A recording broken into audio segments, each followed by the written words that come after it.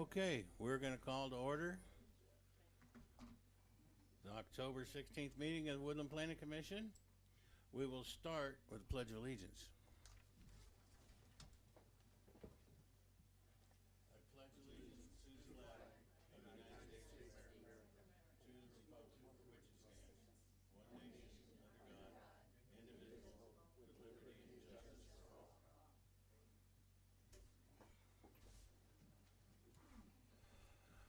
Okay, if the secretary will take roll call. Commissioner Georgioff, Here. Commissioner Mattson, Here. Commissioner Simpson, Here. Commissioner Watt, Here. Commissioner Rabb. Here. All right, we did all that in the first minute. So at this time, we'll take any citizen communications for items that are not going to be discussed on the agenda. Is there anyone here that has something they want to discuss that's not on our agenda?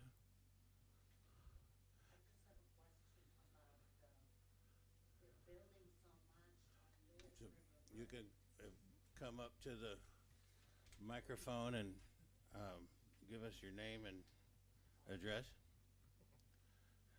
Oh, that mic's, there you go.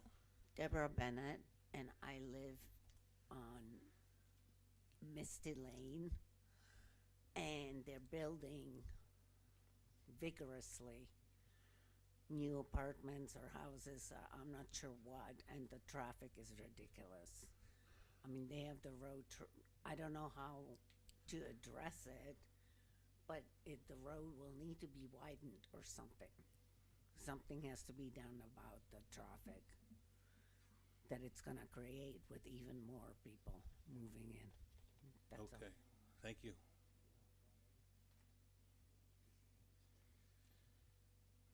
Anyone else?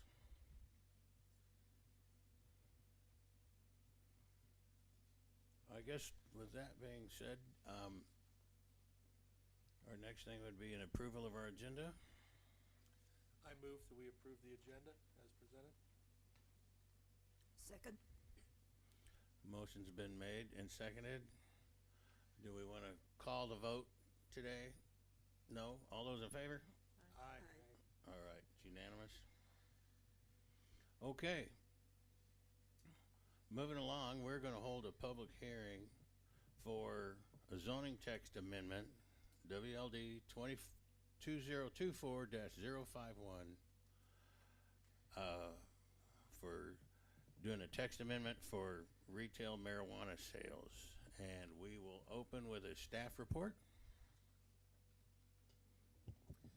Good evening. For the record, my name is Travis Goddard. I'm Community Development Director for the City of Woodland. So the application before you is from Paradigm LLC, and they've applied for a zoning text amendment asking the city to reconsider its prohibition on retail sales. And they are asking that the city add retail sales of marijuana to the permitted uses list in the C2 highway commercial zone. So it currently is prohibited in 2 spots in our code, and that's 17.50, which is the recreational marijuana section, and that would be to remove the C2 from the list. And then the second place in the code is actually in the C2 zoning section itself, where it's on the prohibited list. So the ordinance, draft ordinance that is attached to the staff report would remove it from prohibited lists and add it to the permitted lists. So as a little bit of history, the city has considered retail sales code amendments in 2022, 23, and 24, and the council declined to make changes. Most recently, the council discussed Resolution 788, which was to place a ballot measure on the November 2024 ballot, and that would be to determine whether or not the city wanted a citywide vote, take it to the voters, and the council declined to spend the money or to put it on the agenda, or sorry, to put it on the ballot. And then this application came in after that decision was made.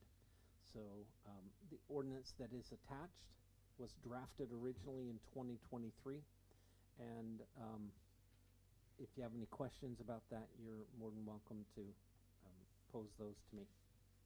And then attached to that ordinance is a heat map which shows the area under state law which would prohibit the retail sales, and those are the sites identified in gold with the red buffer around them. And then you can see the pink, which are the C2 zones where marijuana retail sales could be permitted if this amendment was adopted. And that's the end of staff presentation. Okay. I skipped a step here. I'm gonna go back here and just ask members of the commission, have any member of the commission had any ex parte communication of conflicts of interest that need to be declared before we move forward? I'm not sure if it would be considered conflict of interest, but when this initially came about, I was one of the people who had filed one of the complaints about not having a business license. But it wasn't about whether or not we should have it here, it was just that it was operating without a business license.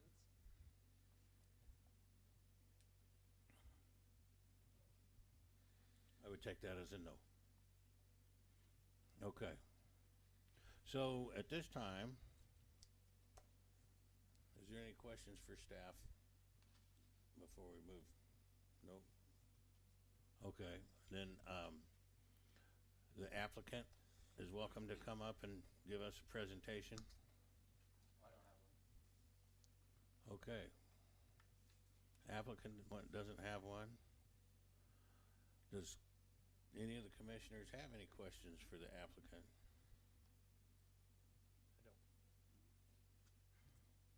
I don't. All right. At this time, we will open the public hearing for public testimony. Looking at the amount of people, I don't think we need to have a time limit, but if somebody starts repeating themselves, I'm going to ask them to sum it up.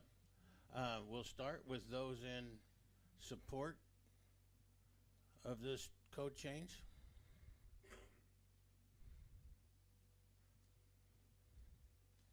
I'll go on the record as supporting this code change because it's a timely change that needs to happen. Excuse me? Oh. Thank you. Excuse me. I apologize for that. Keith Belisle, citizen of Woodland, 1884 Willow Street. I'm in support.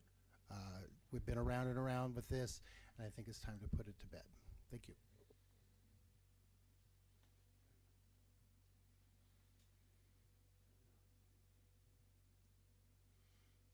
Anyone else?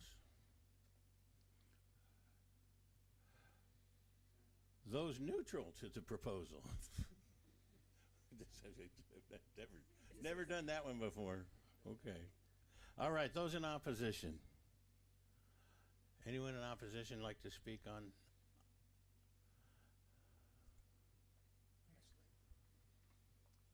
Cliff Shaw. I'm more neutral than anything else. I was under the assumption that there was a moratorium against marijuana being sold in Woodland. Is that a truism or not? So it's not a prohibition or a moratorium. It is a prohibited use. The retail sales is not allowed. Okay. Yeah.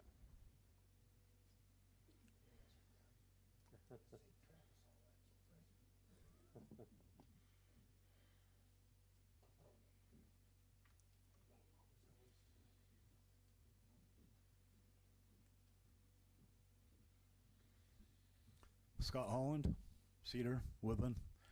I'm against it because of the traffic issues that it could possibly cause on that whole corner. You have the Blue Building that is proposed to be a pub, brewery, music venue. You have Campers World, who has the right to build houses on that back property, and then you have the store, which is wanting to open there. We already have enough problems with the traffic as it is going up Lewis River Road. We don't need any more. I do want to say something. I was there for 28 months. Hi. Oh, my name is John Storr. I'm the owner of Paradigm. I was there for 28 months. There was no accidents from any of my customers. And for somebody that partakes in marijuana and doesn't want it in the town, it's kind of funny, but I've been at it, I've asked, election's coming, and we'll see what happens after that, but I have to come in front of you gentlemen and proceed in the correct way to go in front of the city council again, so. But there wasn't a bad traffic from my store. There wasn't even any wrecks from my store. There wasn't the police ever called to my store.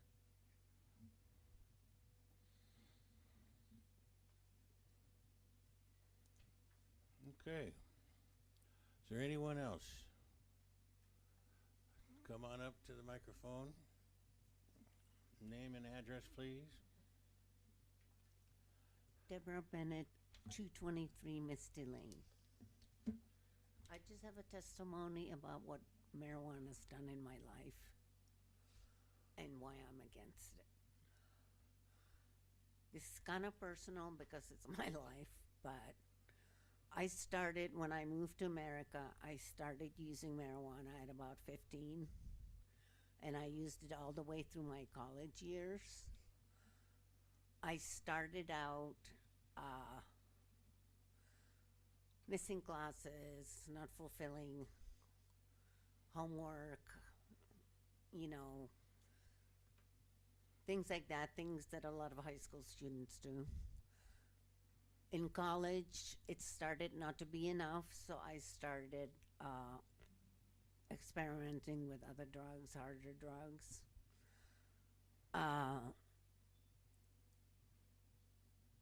I do believe that it's a gateway to more serious drugs because the high is not enough and then you want more and you gotta go look elsewhere. Finally, when I moved here, I had to get on some psych meds and I continued using marijuana. Pretty soon, I could no longer remember what I said just a second before. I'd have to ask my husband to repeat it for me. I could no longer remember almost anything. I had blackouts. Now I realize that a lot of people aren't on medication, but the fact is, there's a lot of high school students around here who are depressed, who may be depressed, who may be lonely, who may be rejected or something, and they're gonna run to it for comfort. And it could lead to a disaster in their life, plus the loss of will, loss of wanting to do anything, loss of just everything about it. So I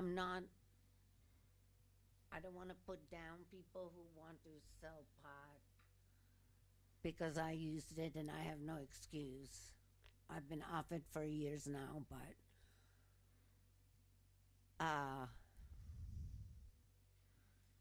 I just would like people to know that marijuana isn't safe. Thank you. John Storr again. My son just graduated UW, top of his class, straight A's, all through high school and UW.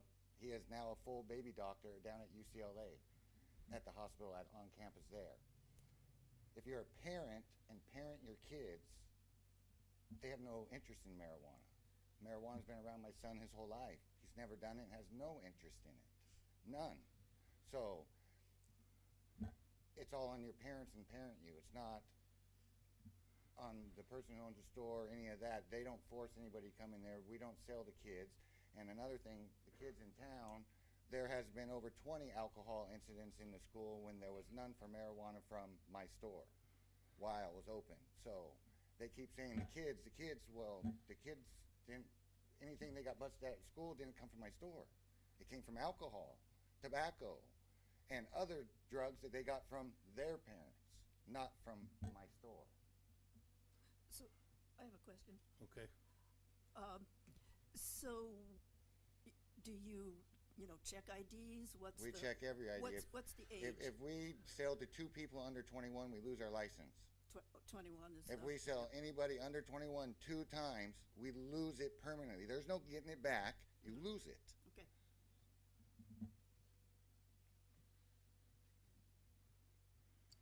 Realistically, Sharon, as a parent of kids who are still in high school and are recently in the high school, one of the best things that just happened was the city council putting a resource officer into the high school, because drugs have been sold at the high school for years from other kids.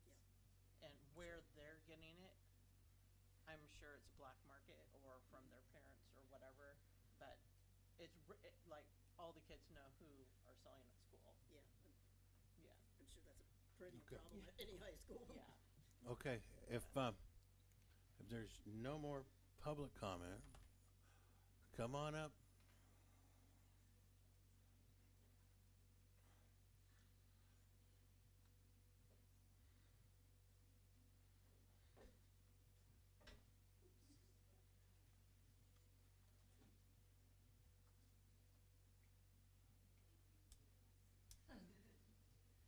Nobody gave me a license for this. You better be careful when I start driving the car again. Darlene Johnson. We do our address now, or? Okay. I'd actually live in the city, so maybe I will. 534 3rd Avenue. And we have Woodland Truck Line, so we test for marijuana, and marijuana affects the thinking part of your brain, so it's a very, very different than like testing for alcohol or other types of drugs. Well, all drugs we've tested for, and for example, marijuana, alcohol will get out of a 200-pound male 2 ounces in about 2 hours. Marijuana, one joint, or one, I think they call it joint, takes half of it in 18 hours, the other half in 18 days. Also, there's a direct link between marijuana and schizophrenia in males only if they do much of it before the age of 25. It is not something, if it's all for adults, why are they selling gummy bears and stuff that are attractive to kids? I'm not against medical marijuana, and if they want a shop that is only medical marijuana, that's fine, but they don't. They want recreation, and that's so that they can sell to the population, and a lot of time older people don't get it so much because, as was already testified, they learn the bad effects of it. We've got the ability to buy marijuana within 20, 25 miles. That's close enough. Where it is, it's kind of on a route where kids go to school. It's just not something that we need here in Woodland, and I hope that you consider that and vote no. Any questions?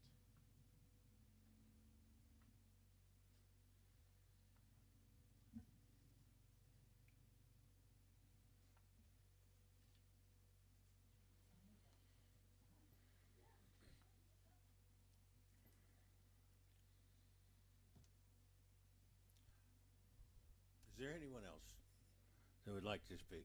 Come on up.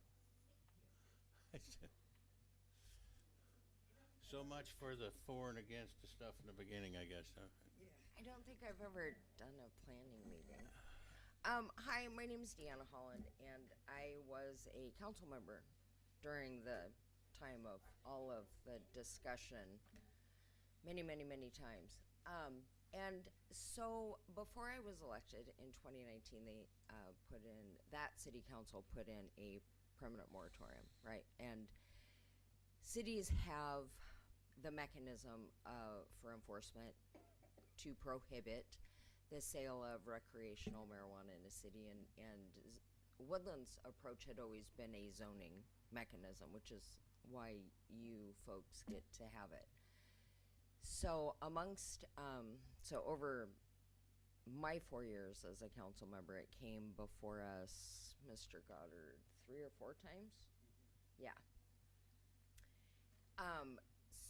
So in that time, there was enforcement for being open without a business license, with a city-issued business license, and a lot of like vitriol and rhetoric and a whole lot of things that happened. And I don't know if it's attached to your agenda, but the city of Woodland entered into a legal settlement agreement with that business to close August 31st, 2024, 23, August 31st, 2023. And they agreed to close and leave. Sir? You have the agreement with you. I was somebody did not, he left it on the kitchen table when we left, because we had some really important things that were highlighted, and I was kind of surprised that you probably don't have copies of that. But it is a legally binding agreement, and Mr. Goddard, I'm sure you could probably offer that up to them. Just let me. So anyway, there's a legal settlement between the city of Woodland and this particular business to close and to go away. And then following, so that happened, that agreement happened at the end of August, and then at the following council meeting is when Councilmember Dowdy brought up, let's put it on a ballot. And so then it opened it up again, and it continued. And council's decision at that time was, you never really know what the elections department is going to charge for you to have an item on the ballot. And I think at the time they were wanting to put it on with a school board issue so that the school and the city could share on the cost. So as a council, the decision was unanimously, or it was a majority vote, to not put it on the ballot for the simple fact of cost. So random fact is the city of Woodland pays over $20,000 a year just to maintain voter records. To be on a ballot, it can be anywhere from $16,000 to $50,000 of taxpayer dollars to be on a ballot. And what they were presenting was an advisory vote. It wasn't to legalize anything, it was an advisory vote.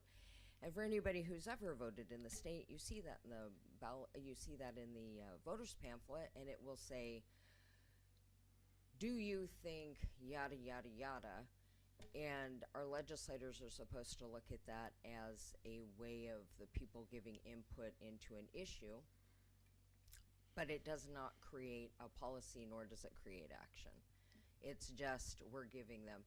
My argument at that time as a council member was, I'm pretty clear on what the people want. We've listened to 4 meetings, probably 20 hours of testimony. We've had emails ad nauseum, people screaming and yelling and all kinds of things.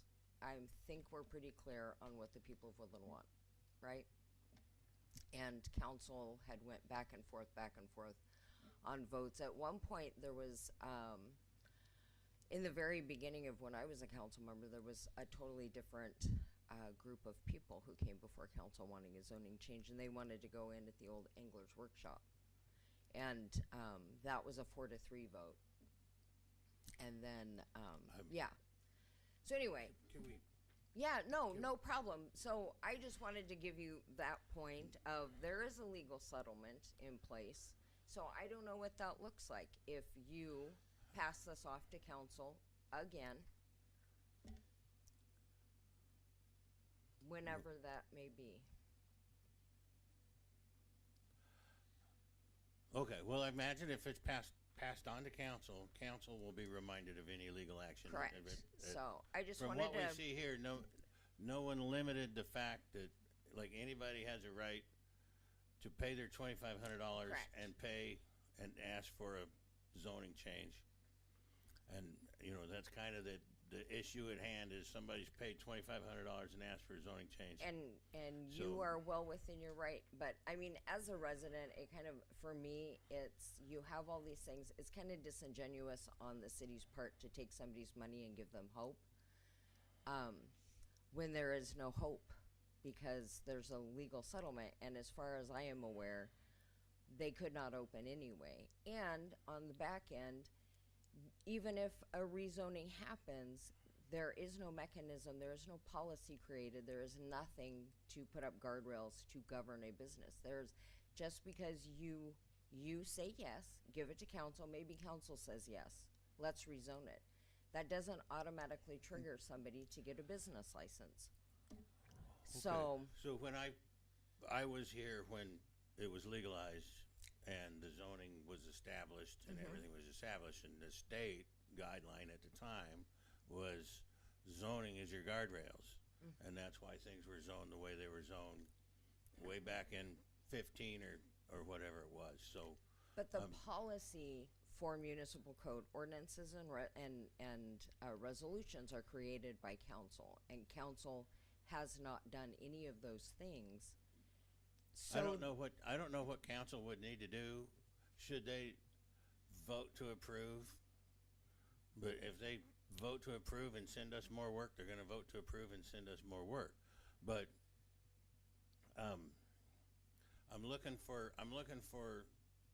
some, I get it, and you guys are allowed to, I'll go sit down and you guys can have your conversation. I just wanted to make that, because there's a lot of miscommunication in the community where they think that if you okay this, that just, hurrah, it's now open. And there's a lot of things that are way down the road, regardless of how you guys decide. So am I correct, Mr. Goddard?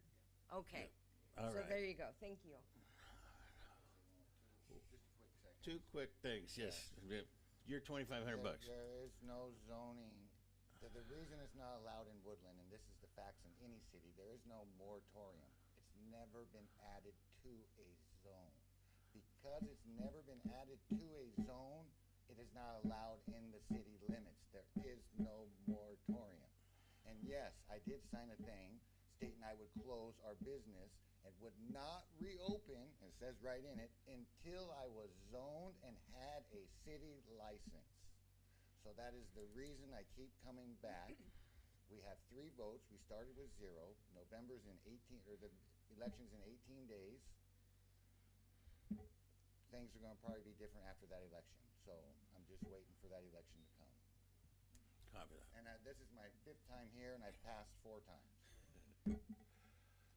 Okay, come on up.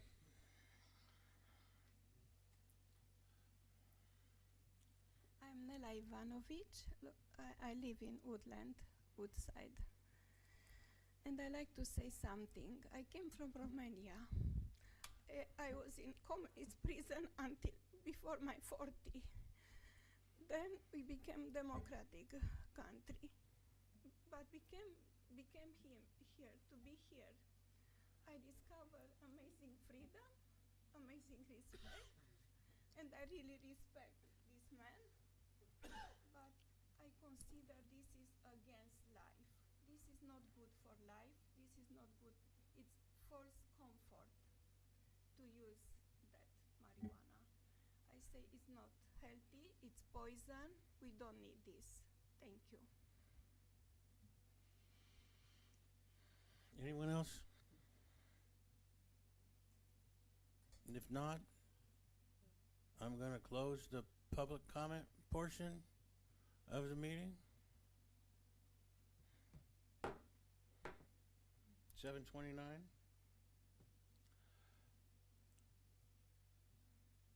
We have a staff response to anything? I do not, other than to clarify that a moratorium is technically only a temporary prohibition. By code, it was never allowed as a permitted use. Okay, and on my list here, it says applicant's final rebuttal, should you have one. You're good? All right. So we will have any deliberation here? Anybody? Anybody have anything to say? I'll offer some comments. I was puzzled by the mention of a legal settlement, that they would go away, and I can't see that would be legal. It seems more likely that, and I don't have a copy of it, so I can't verify what it says, but it seems more acceptable to me from a legal context that it would say, I will not reopen until the rules change. That would make more sense to me as far as, my idea of the rules or the building or the codes and such. I don't think you can make somebody go away in general. If you can come and apply for whatever you want, it's your right to do so. And I don't think that is fair to anyone to make, to say that you can never do anything, you can never do this again. If it becomes legal to do so, then of course you can. That's just my view on it. So. My understanding about the lawsuit was that, from watching this from the outside and never having read the contract, but my understanding was that the lawsuit ended up taking place as a way to settle what was going on with the fines and the store being open, and the settlement happened from there. It was my understanding that there was a clause put in that it couldn't be shared what the details were, and then somehow got shared. But I don't like not sharing the details Right. either. That bothers me.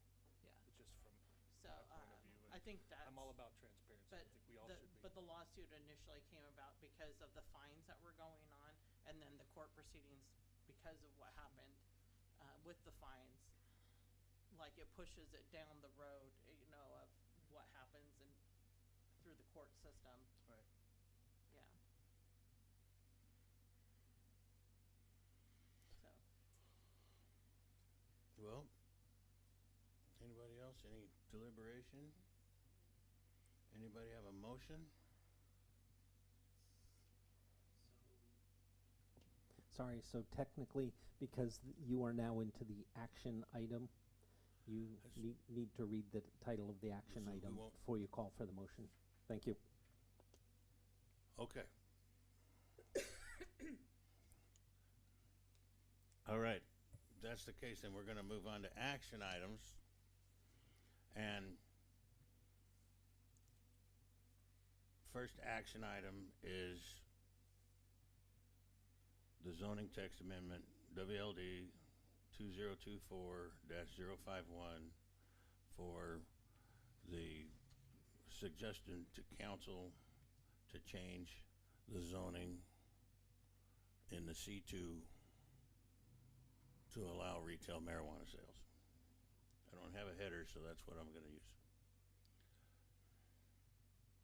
Can I ask a clarifying question? So Travis's recommendation was that this is a policy decision. It should be made by the council, correct? Okay. I tend to agree with that. So I don't know how I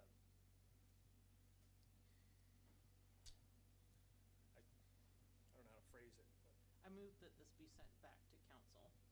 Well, that was a simple way to say what I was struggling with. With the recommendation? Thank you for that. With the same recommendation. Hold on, Basically, same when recommendation? it was sent before. So, And I don't think that there were any changes asked for with this. Travis, you want to shine some light on that? Sure. The previous recommendation was to approve the text amendment that would make retail marijuana sales a permitted use. in the highway commercial C2 zone. That was the previous recommendation from 2024. So, And it but went- this is a new, Sorry. this is a new zoning request. So the one in 2024 was voted down. No. With- It went to council and they didn't add it to, they didn't vote on it. They didn't bring it to a vote. It didn't get a motion. It was tabled. It was tabled. Then they paid again.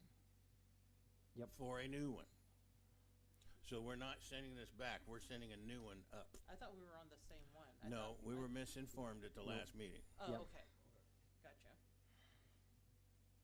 So, do we, the commission, because we have new sitting members now,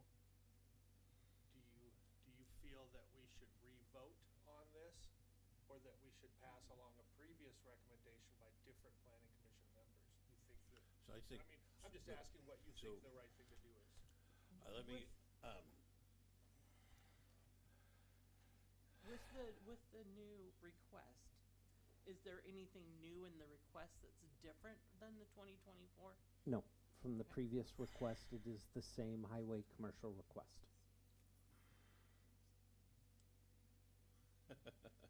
I just wanna I'd- make sure that the new members have a chance to vote, should they want to.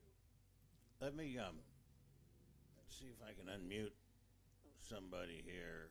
I guess I should have gone to, well, we got a lot to talk about when we get to our rules. But,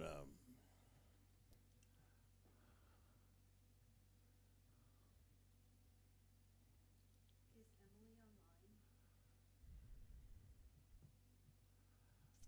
it's, It says Mary's iPhone. there's, well, there's,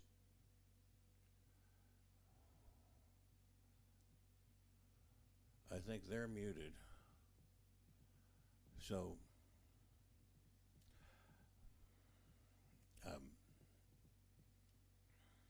While they're here, I don't see a place to unmute him, and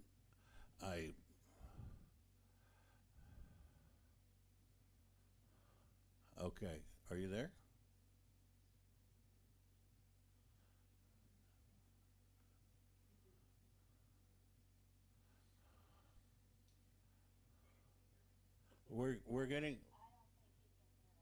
We're getting started to hear you. We can just barely hear you.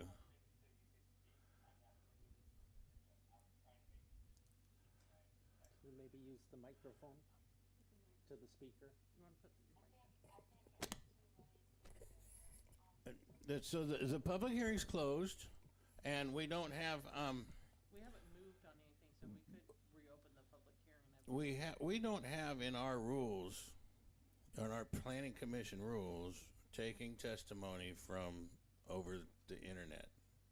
If we want to add that later, we can talk about it later and put it into our rules and put it into our system. But right now, testimony from online is not part of our system. But, you know, it is the mayor on the line, so if the mayor has something he would like to say.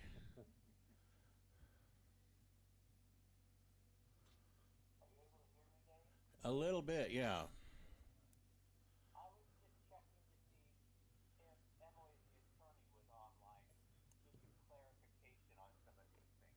No, the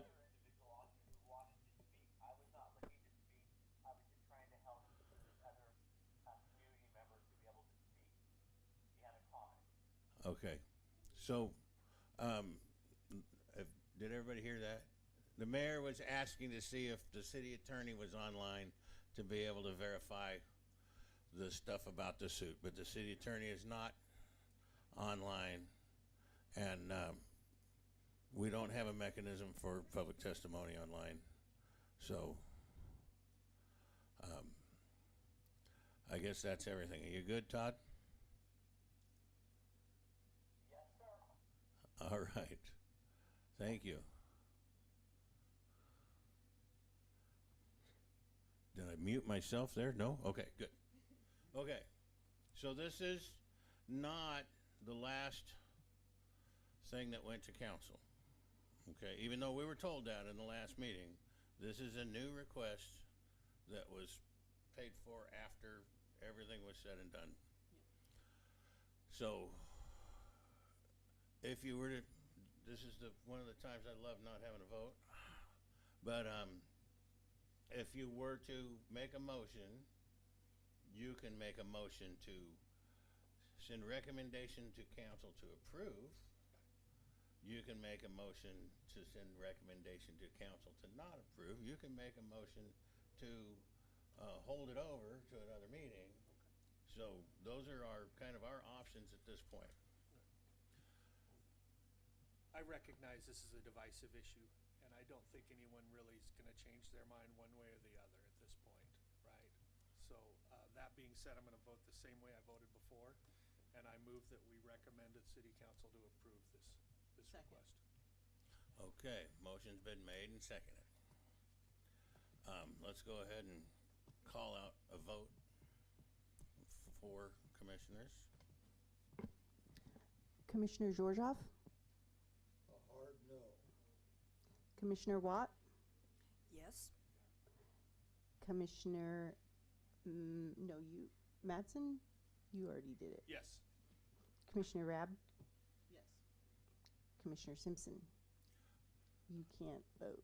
I break ties, and I don't Okay. have to break a tie here today. Okay. Okay. Can we send a comment with it? Yes, Because we this can add to we can add things to our findings. Yes. So realistically, having lived here for years, I don't think this issue is ever going to be decided unless, I think regardless of if it gets put through or gets denied again, this issue is going to be ongoing until you give the citizens the opportunity to vote on it and say yes or no. And you can sit as a council member, you can sit as a planning commission, you can sit wherever, and you're gonna get both sides, and whoever screams the loudest, everybody thinks that that's what people think. And this has been going on for now 11 years, and realistically, the fines could have easily paid for this to be put to an advisory vote. Easily. It doesn't matter if it cost $100,000. We still got enough money in fines that this could have been put to a vote, and maybe the citizens can quit fighting about it if they at least feel like they got a say in it. If they choose not to vote, they choose not to vote, but that's how I feel about it.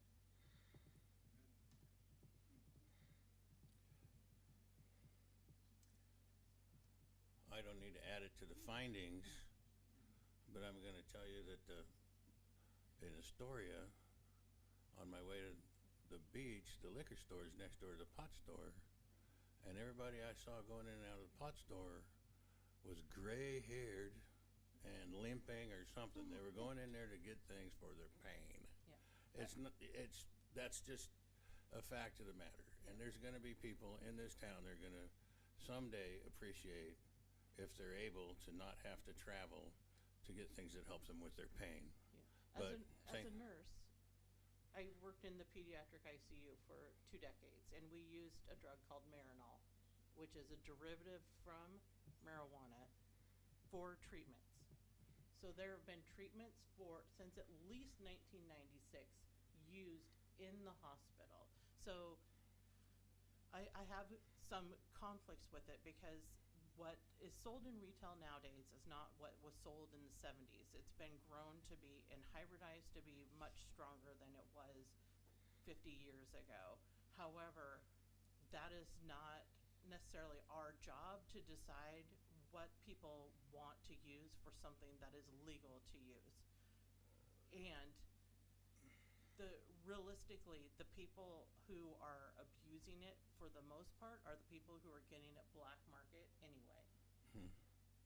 From all the different kinds of reports that have been done and reports that came out of California who went through all this before everybody else. What I would like to see them put some regulation on what the strengths can be, because that that's what they think is causing the schizophrenia is the strength of the THC in the marijuana, but those are not our responsibility. But I think it's good for our citizens to feel like they have a vote and not, and most people will not come down to a meeting. They'll get online, but they will not come down to a meeting and stand up and say what they want, nor do they feel like they want to do it. Okay, so, anybody else, anything? Just add to findings? If not, the reason everybody's here, action item C, approve the minutes from our September 18th Planning Commission meeting. So moved. I move to approve the minutes from our September meeting. Second. All right, motion's been made and seconded. All those in favor? Aye. Yes. Aye. Aye. All right, it's unanimous. Okay. We're gonna workshop our planning commission rules a little bit. We had some ideas and questions and things, and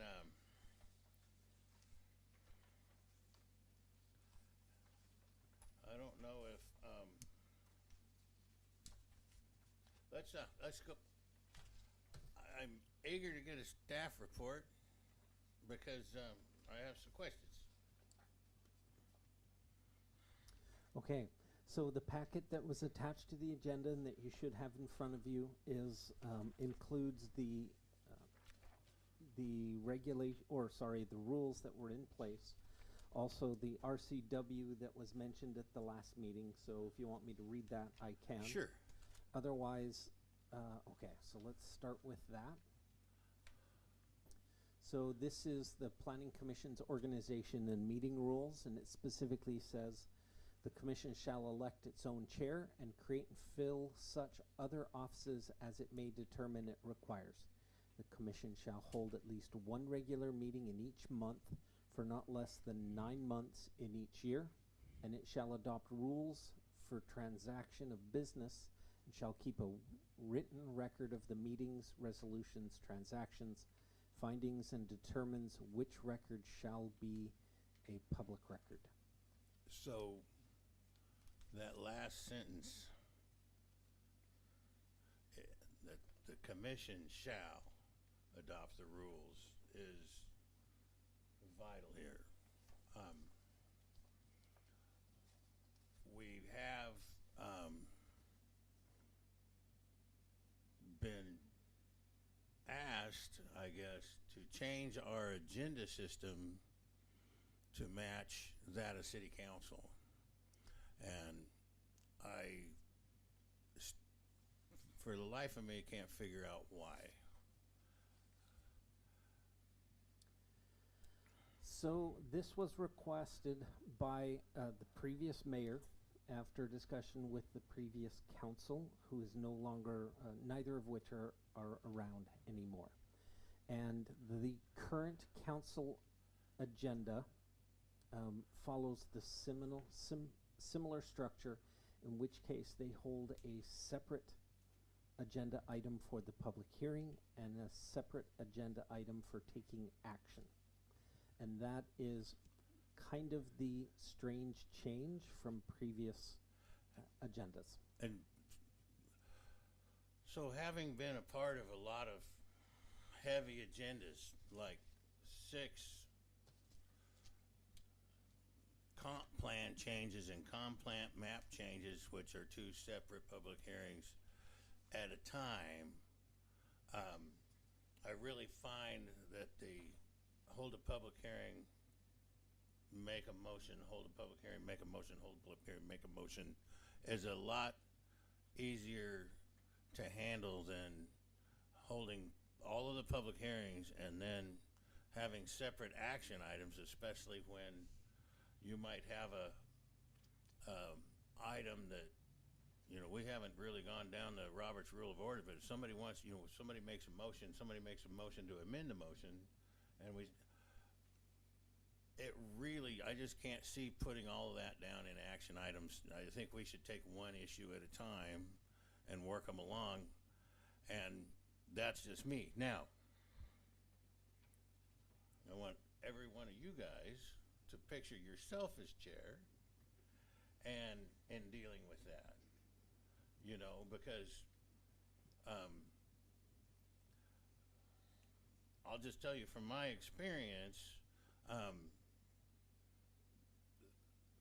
the agenda we have today is we should have gone right from public hearing to a vote, just like our cheat sheet says to do, and then move on to the next thing. And I don't see a need to split it up into action items like that. I actually have a sample agenda from City of La Center, because everybody knows we like to plagiarize people. And you can ignore the topics. Take one, pass it down. You can ignore the topics, but if you just look at the organization of it, I only made 5. I'll share one. That's good. That's all right? Yep. If you look at what we do and how it's and the things that are done down this list, I like some of the things it puts on it, and it's just a recommendation. We're not making any decision here today, but we can look at that and see that it's, you know, it starts with a call to order, a pledge of allegiance, a roll call, then the approval of the minutes, get that business out of the way. And then it goes on to public comment, anybody that wants to speak, and then public hearings. And then we can hold our, just like our rules say now, do what we want to do after the public hearing, make a motion, not make a motion, do whatever we want to do.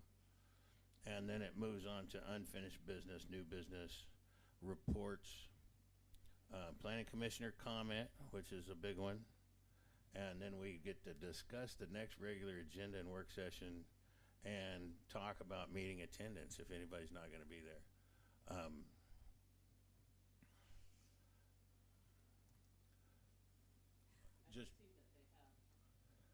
I don't see that they have approval of the agenda on there, but that obviously can That's be added. item 1.4.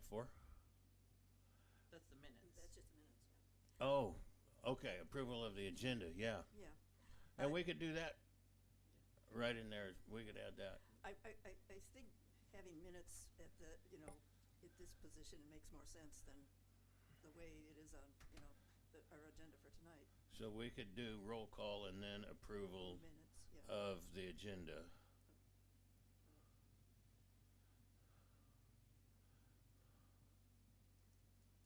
Has anybody ever not approved of an agenda? Yeah, the city council has. Yeah? I don't know about here, but I know They've city council has. amended it. Yeah. So the council has amended it. Amended them? Yeah. Yeah, they did the last meeting. So, anyway, that's a suggestion. You guys can look some up. We can look at old ones. I just think the agenda is the way it was tonight was just a little too busy. Stop, start over, you know. It doesn't flow well. It doesn't throw, when we get multiple zone requests, it doesn't flow well. So, Well, and that's one of my questions. So like on here, they only have one thing on the Right. public hearing. So like, would you go back into public comment after each piece? that would be actually public comment for things not on the agenda. Yeah. You know, we should probably add that. Okay. So we always, And want to hear from the public, right? and then the public hearing, you would open it with. And then we would go down our public hearing rules I like that a lot better. sequence every time, yeah. And it might be 3 or 4, but we would have a public hearing and then do like our rules say, we would take action right then. And so we wouldn't have to put it as an action item. We would just have our public hearing, make our recommendation, and then move on to the next public hearing and make our recommendation. So that's just one sample of. So Dave, I don't have the grasp on the intricacies of all the Robert's Rule of Order that you have, right? But I don't have a strong feeling one way or the other. But if the way that you're proposing it results in a streamlined meeting, I'm all for it.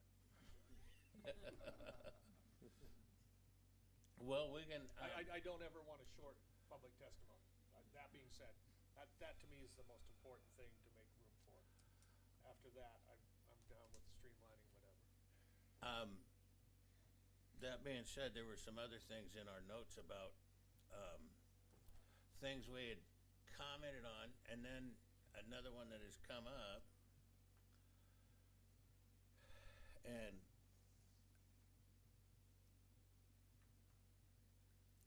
I don't know if there's, I mean, I'm able to adapt and adjust, but is there a good reason why we take public testimony online anymore? You know,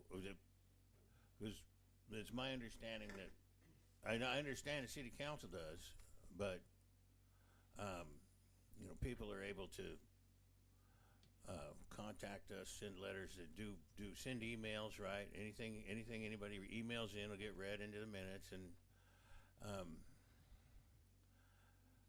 So the question is there a regulatory requirement? I can't tell you that off the top of my head. I'm actually for remote testimony. So am I. There could be many reasons. Maybe they don't have a knee scooter. You know, there could be lots of reasons that they can't make it down here. The more portals for them to participate, the better. Okay. In my point of view, as long as it's doable, which it should be. I mean, right? I mean, once we get Dave trained. Well, I forget. We do these once a month, so I forget. By Yeah. the time I come back, I have to Yeah. relearn every time. Anybody else? Comments on that, on the remote testimony? Oh, I don't see why not. Okay, then we need to write that into our rules. That we'll take, you know, we'll hold public hearings, take remote testimony, and we need to change that in here too, in this thing too. I saw you tonight do pretty well at keeping things moving along with testimony. I think you'll still be able to do that. I think so. I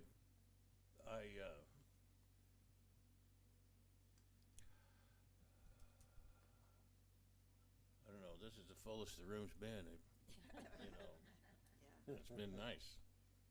So,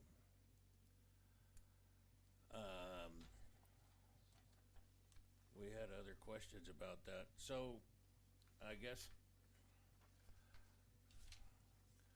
I think Travis suggested that if somebody was a commissioner wanted to attend remotely, that Okay, it wasn't we- public testimony, it was whether commissioners could? well, Or is this a we separate- had discussion about if commissioners wanted to participate remotely, and we determined we would make a motion to change the rules for that day to allow, so that means we don't really have to adjust anything on our rules for that, right? So on the summary, I did point out that the code, or that your rules say that you cannot vote by proxy. And I wanted a clarification as to whether or not you felt that remote voting was by proxy. And then I did clarify that the council has to have somebody in the room who's in attendance make the motion to suspend the rules so that the missing member could attend online and vote online. Yeah. By proxy to me has always meant you've given your Yeah. standing Yeah. audio, but. And Right, there could be any, I keep bringing you up, Whitney, I'm sorry. But it probably wasn't easy for you to come down here tonight. No.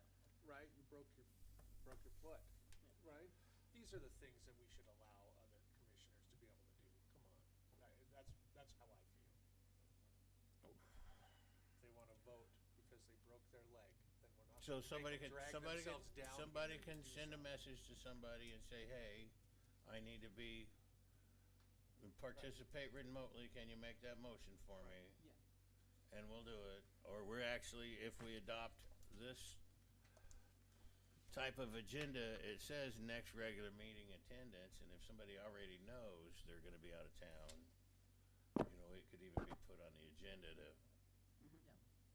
Right, but to make accommodations for I think somebody, that- right? I think that you would probably agree that it should be the exception and not the rule. Yes. Right, because I feel like there's a certain accountability of making your vote when everyone's looking at you that the public deserves, right? So, but there's circumstances where you can't make it, right?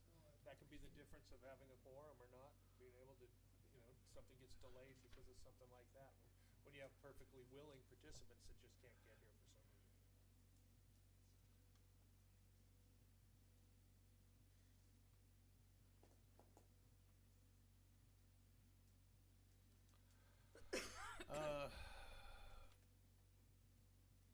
Was there anything else? You guys are being awful polite, hanging out and listening to us talk about. Yes. This couldn't This have is- been the reason you folks showed up.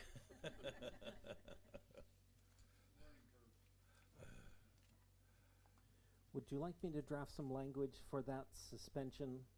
Or are you just comfortable that because the council does it, you are okay doing that? I think we're okay.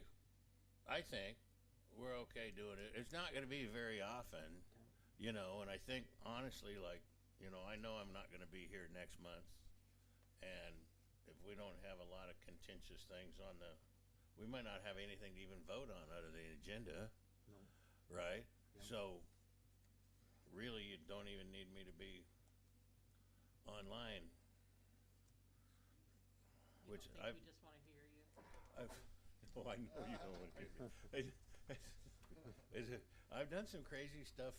I had to go to the library in Idaho, in Littletown, Idaho, and ask them to stay open and stuff so that I could do things. But anyway, was that all of our adjustments we were going to make? And we can pass this No. sample over to, and then let's put it on the agenda for the Okay. December. So, what, I have questions about, you have part of these highlighted in yellow. Yeah. Are those things that are changes that we need to, Those were just the items that were on the summary sheet so that you knew what section. It helped you zone in on those. So in other words, the second one was the quorum about the voting by proxy. Right. And that's the highlighted section on the second page. So, but you haven't changed at the top of page 2 where it says, that vacancies are filled by the That's right. members of the planning commission. I have not. Is that still on your edit list? Actually, I had forgotten that, but I will add it for the next one.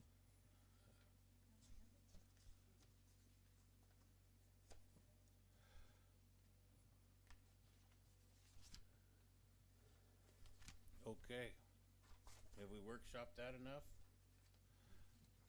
If everybody's okay with it, we'll look at it again in December, and that'll make November that much lighter for when I'm gone. If you wanna do it without me. All right, so we'll go back to set agenda. There I am with my papers all over the place again.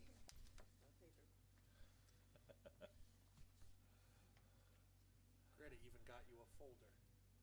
Oh yeah, and I ruined that.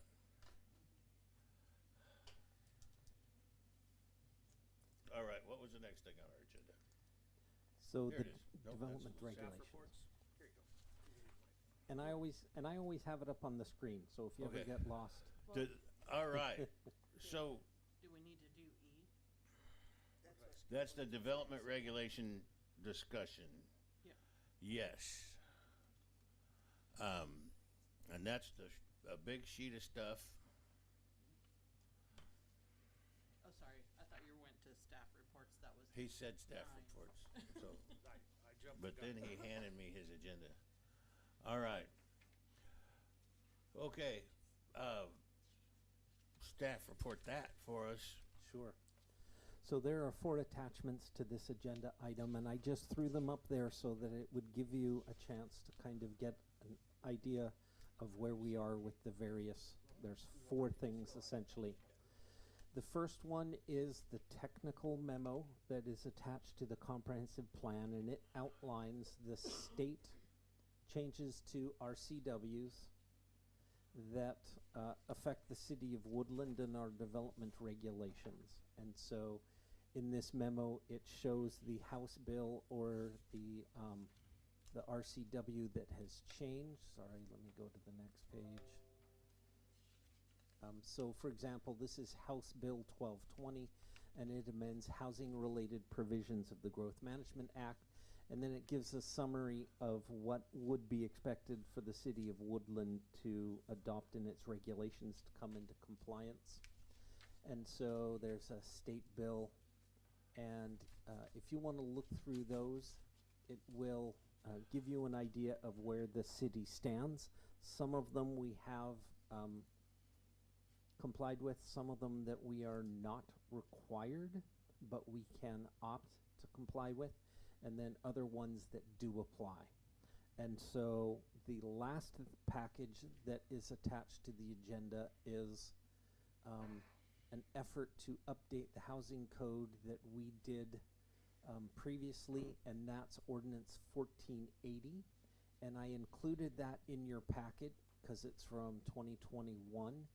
And the Planning Commission went through House Bill, I'm sorry, I forget the House Bill number already. But it included a number of housing options that they call the missing middle, and it's options to create additional density within our existing zoning districts. And I believe it included like 13 tools that it requires the city to adopt a certain number of those. And the Planning Commission went through that and adopted several of the standards, like a minimum density of 6 units per acre. It recommended approval of duplexes on corner lots so that each driveway is from a different street. So for all functional purposes, when people drive by, they don't see 2 driveways to the structure.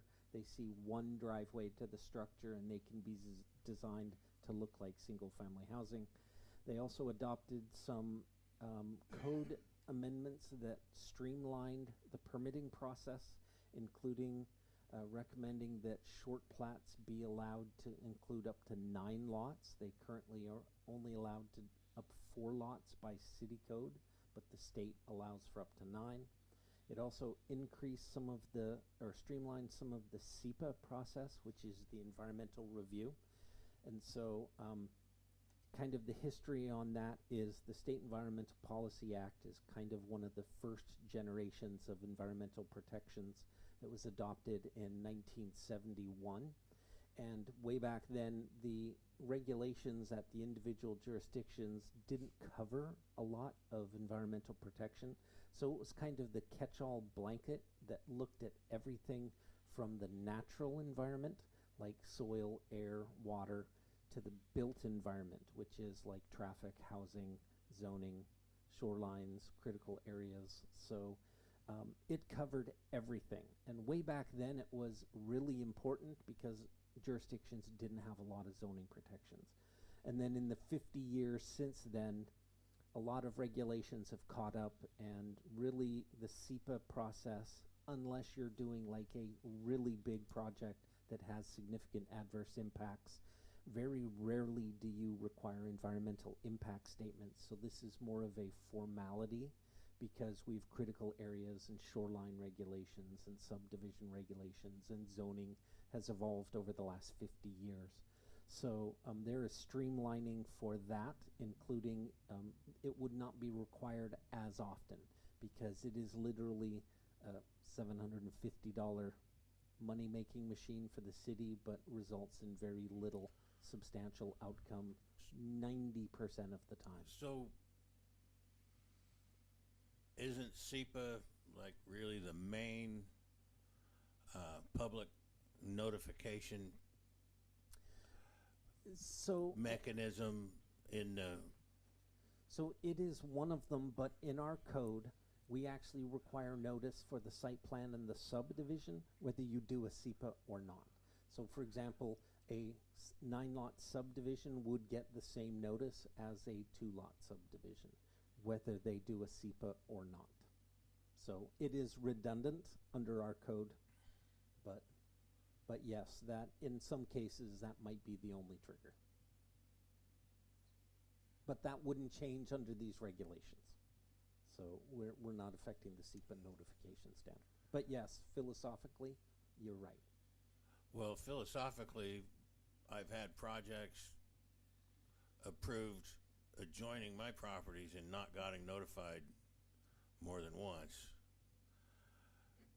You know, and I think that, and that's even with SEPA, so I just think that the public notice portion of everything, maybe they're getting out of a $750 charge there, but we should be looking at really making sure the public understands what's coming and not just a little orange sign that somebody can accidentally back over with a backhoe and you don't even see it.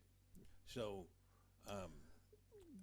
if we're rewriting some of this stuff, I think we should make considerations to the public notice aspect and make sure it's not lost anywhere and that it's enhanced, if anything. I'd like to see public notice go on social media for every development that goes out. 'Cause I don't look at the city website every day to see what's new. Realistically, personally, that's a personal thing. More people are going to see it, that something's going on. And a lot of times they try to make them conspicuous or inconspicuous so people don't notice them, that there's something going on. They just know that they have to. If you look at other jurisdictions like Vancouver, you know, they make the developer put a big sign up that says this is what's happening and this is what's coming. Right. You know, and I feel for people. I have a heart for my fellow citizens and everything. But the lady that was here on Misty Lane today talking about the traffic and the growth, and essentially all of those other properties that are being developed on now were zoned high density residential or multifamily before Misty Lane, back when it was one single piece of unzoned property. Misty Lane came later, you know, but it's, you know, people don't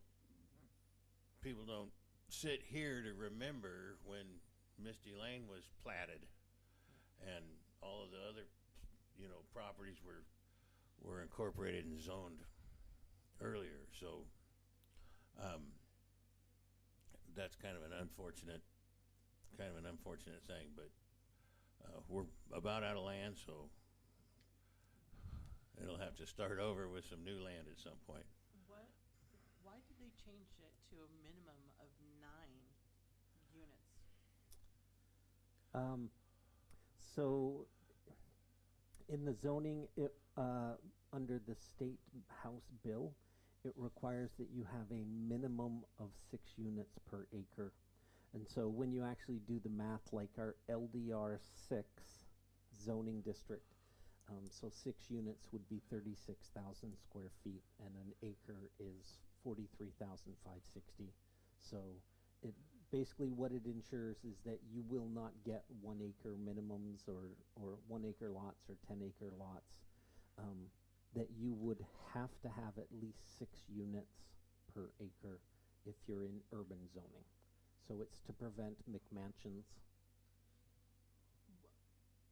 Why would we want, I mean, I know the state tries to do a lot of things, but why would you try to make someone, like, let's say I buy an acre, so I can't build a single house if I'm in the urban area, if I own the acre and I'm not dividing it? You could. Okay, I thought that you were Yes. saying that you couldn't. So I believe it's the highest and best use is, or the minimum standard is 1 unit per lot.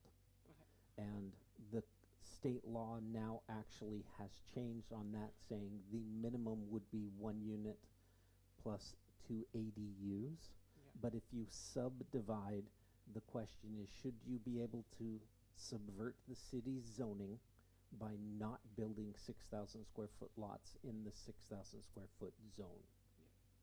So it's Tip- an, I mean, to me, low density isn't a 6,000 square foot lot. Like, that to me should be more middle or high density. I mean, I know the state wants to cram everybody together, but most people don't like it. Most people don't want to see their neighbors through the window. So the 6,000 square foot lots over on the east side of town and everything were all created probably right after the Mountain Blue, when, you know, they were trying to make homes affordable for our, you know, people. They worked in the mills and they went logging, and, you know, and the statement was, if you graduated high school in 1981, a chaser could buy a house. Right.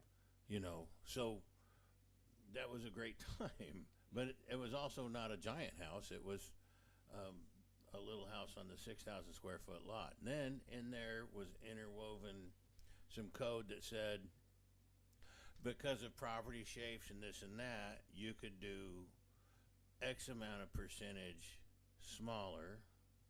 We may, I don't know if we even have that in 6 at this point. We have it in 7.2 and above. But then it also said if you had wetlands, and let's say 30% of your property had wetlands, well, if you would have got 100 lots because of your property size, but you have a 30% wetland, you can still get your 100 lots on the smaller piece. And I was the driving force in removing that, because when we look at a piece of property to zone it, to bring it into the city and zone it, which we will do again, we look at the quality of the property. Yeah. And the quality of the land side that we're bringing in, and putting a lot size to it, you know, a category, and if it's LDR, it's going to be one of the 3. When we do that, we assess those wetlands. We look at all of those factors, and so we say in this region, you're going to be able to get X amount of homes. Yeah. So that's why, especially in the 6,000, we took that out, because there was a development that went bankrupt, but they had a whole bunch, not a 6,000 square foot lot in the place, because of where they couldn't build. You know, fortunately it tapped out. But I have a question on some of these things with, you know, the higher densities and things. How many places does the PURD code actually make better sense and already do that?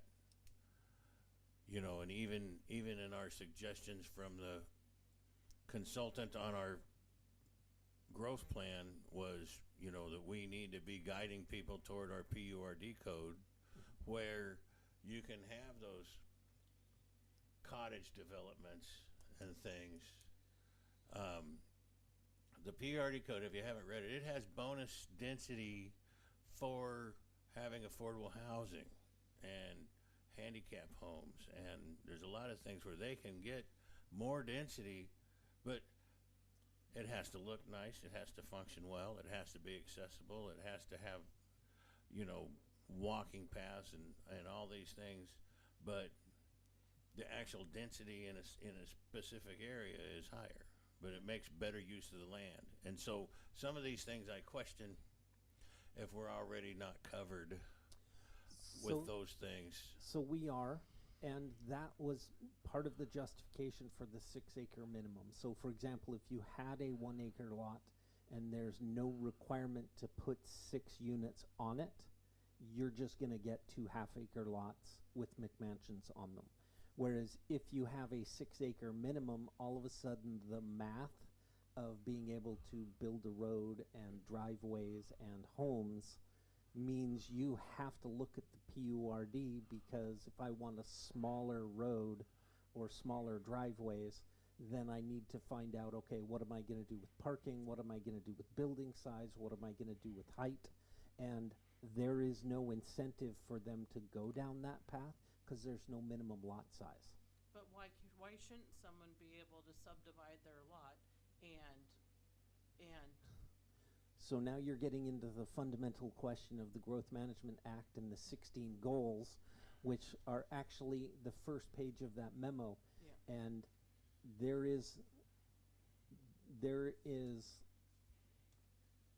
conflict between those, because we are trying to reduce sprawl, we are trying to create affordability, but at the same time we're trying to preserve character and preserve property rights. And there are people in town, probably in this audience, will argue that we're not doing any of those 4 because we're trying to do all 4. right, and if anything, we're nowhere near affordable. Yeah. Like No that was gone out the affordability, window. we're losing character, we're creating traffic that's ruining the character, the community atmosphere, and yeah. It doesn't allow you to have a true mixed use. Everything becomes high density, basically. Yeah. Unless we force them into a PURD, and maybe the code, Well, PURD is going to be even higher density. yeah, or a mix of density, or a mix of uses within a subdivision, like mean- what happened to the old corner stores that you used to be able to walk to. As a kid, I used to walk down to the Kim's grocery, and it was 2 blocks from my house, and it was the only store around for forever. We also got sent to the store Yeah. walking by our parents. Yeah. I love an open meeting. Go ahead. It's a planned unit residential development. So, and other communities don't have the R, so they call them a PUD. But they're kind of they're a mechanism. It's chapter 16 in our code, right? And Yep. and they're a mechanism that's separate from the subdivision. Because we have subdivision rules that say you have to do this and that and everything, but it's separate from the subdivision, and really works well on complicated properties.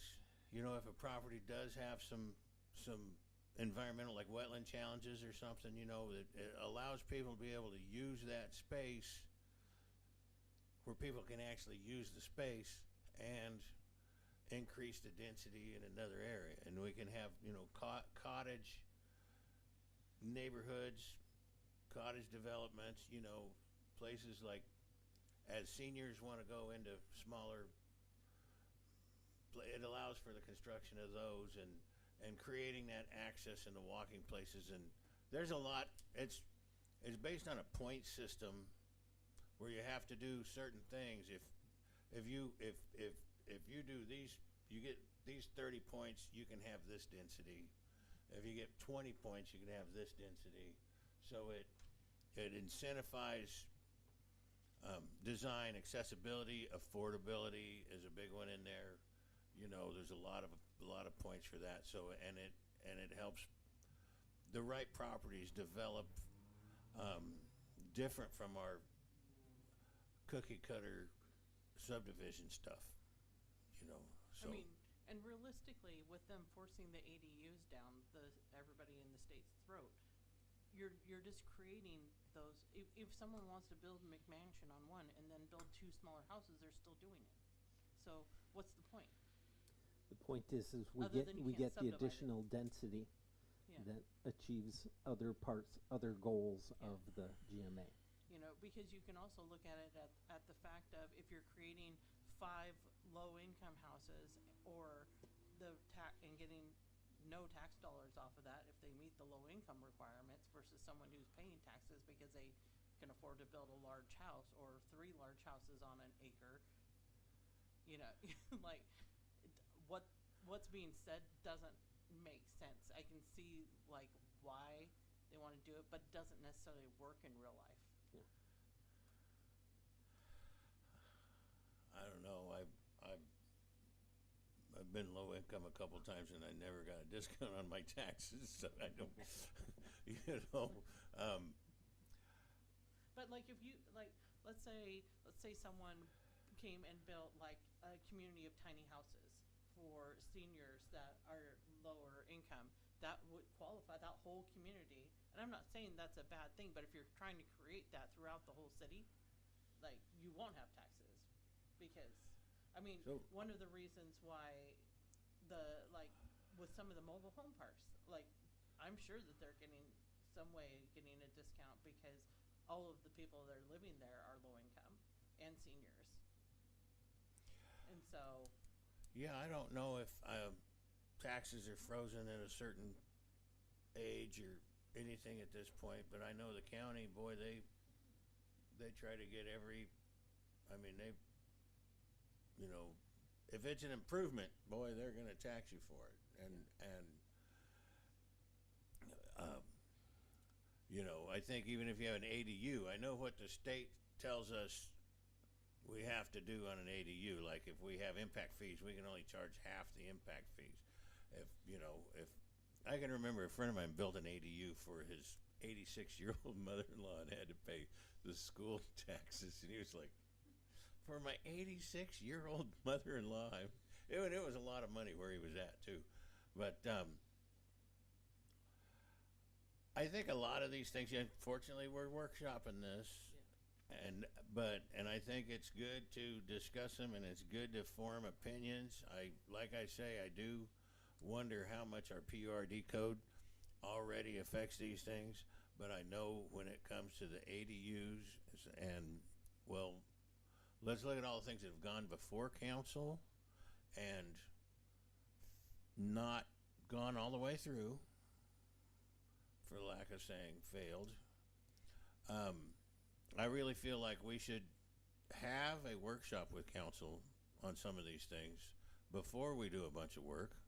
And especially, we're going to get it, however the council shapes up in November. You know, we've got 6 months to do this. I think we should, you know, ask for a workshop, have these topics, maybe have some ideas jotted down in the next couple of meetings about what we should do. But we have to do something because the state says we have to do something. But let's just try to put together something that the council's feelings are already in it before we dot all the I's and cross all the T's. It's kind of how I feel about going ahead with that part of these code changes. Okay, so listening to that, how about at the next meeting I divide things up into kind of two groups? Let me kind of group the process improvements that are in the code. We won't necessarily get into whether you like them or how you want me to proceed with them. I'll just kind of lay them out as, okay, this says this says that. These are process efficiencies. And then the other thing I will do is I will pull out my presentation from a couple years ago about these fixes specifically, the ones that we decided to move ahead with and the ones we didn't. And that way I can kind of recreate that presentation as best as I can. And then if you have questions for me, great, but it gives you a month to think about it. We'll see how the election shakes out. And then in December or really in January would be the opportunity to try and get together with the new council and repeat that and find out what they want you to pursue based on your conversation with them. And we can try and I can ask for That's a meeting. a January or February Yeah. retreat or something. well, so one of the questions I have, so on the agenda, when it starts with the graft and it gives the code identified problem to be fixed and what the suggested fix is, are we gonna go through that line by line, like if we have, or do we just need to bring it up? Like, because I have some questions about some of it. So you're talking about the next attachment, which I call our retooling our code list. That's the Excel spreadsheet. I thought that's what we were on Oh. the development regulation discussion. S- I thought yeah. it was all part of it. Yeah. So,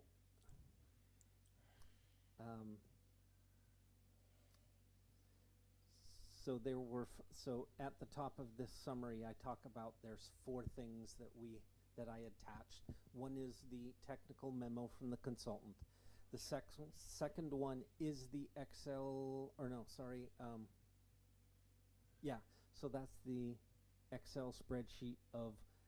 That's my list that I've been keeping for years, and as something comes up, oh, there's a spelling mistake in this section, I write it down so the next time we go through this exercise. That also has a whole bunch of hot and heavy sign code stuff in it, right?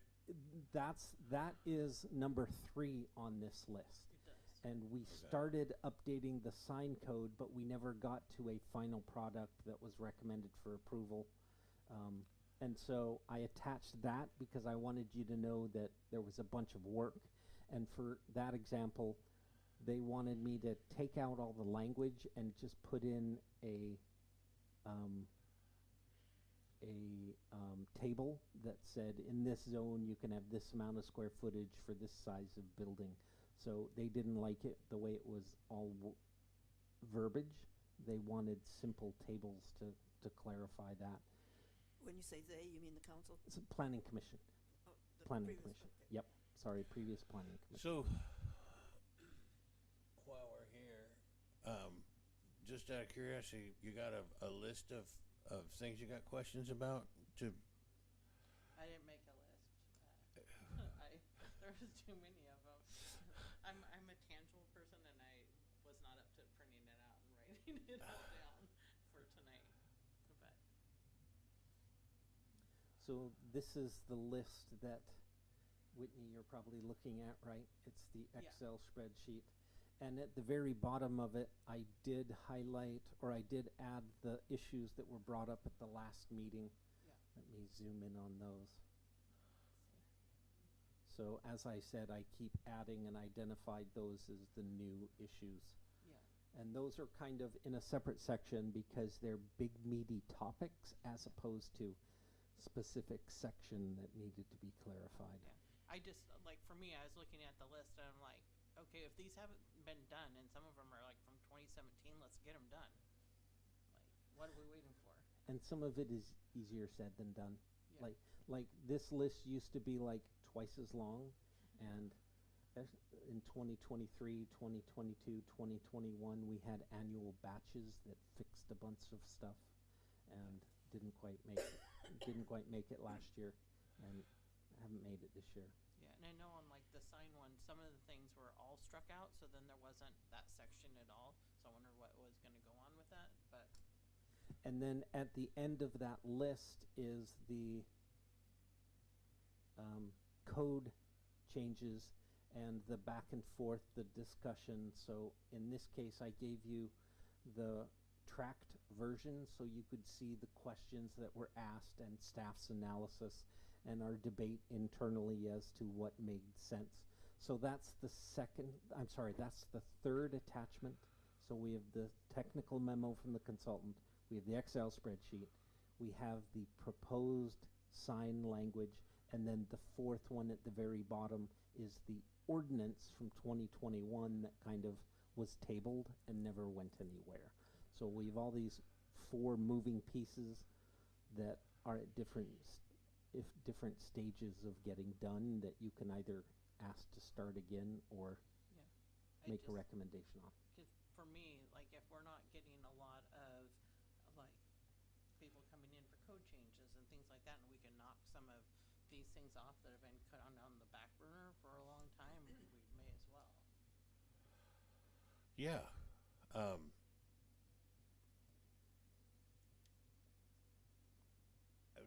There's a lot there. There's a lot to unpack, especially with the sign code. I understand, there was a court decision that said we can't regulate content. And so a lot of that work is to take out the content but really